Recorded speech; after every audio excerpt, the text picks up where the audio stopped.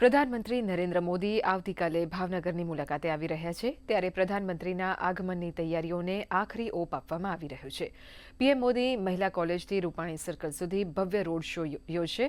ત્યારબાદ પ્રધાનમંત્રી જવાહર મેદાન ખાતે કરોડો રૂપિયાના વિકાસના કામોની ભેટ આપી જનસભાને સંબોધન કરશે।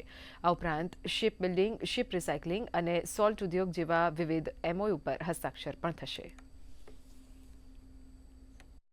રોડ શો બાદ વડાપ્રધાન છે સભા સ્થળ એટલે કે જવાહર મેદાન ખાતે જે છે એ પહોંચશે। આપ એના આ દ્રશ્યો જે છે જોઈ શકો છો જવાહર મેદાન એટલે કે જ્યાં હાલ 3 વિશાળકાય મહાડોમ જે છે એ તૈયાર જે છે એ કરવામાં આવ્યા છે કે જેની અંદર અંદાજિત 65,000 કરતાં પણ વધુ લોકો બેસી શકે આ પ્રકારની વ્યવસ્થા જે છે એ કરવામાં આવી રહી છે।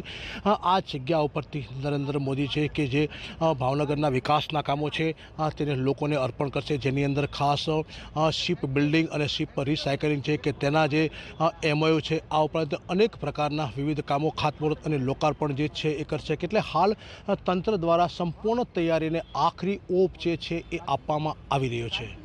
કેતન રાજપુરા, દૂરદર્શન ન્યૂઝ, ભાવનગર।